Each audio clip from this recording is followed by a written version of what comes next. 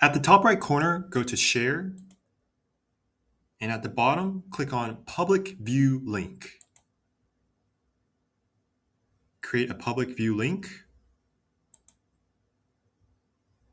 And now this link has been copied to my clipboard. So if I create a new design,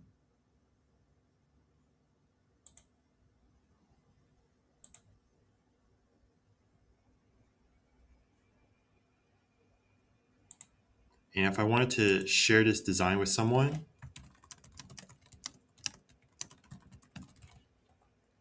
I can add a link to this text here by clicking on the three dots,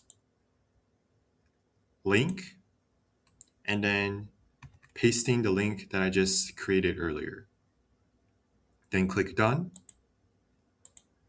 And now this text contains the link to my presentation. So I can just click on this link and it automatically redirects to the design that I made. So if you have any questions or comments, be sure to leave it down in the comment section below. If you enjoy my videos, consider subscribing to my channel. Thank you and have a great day.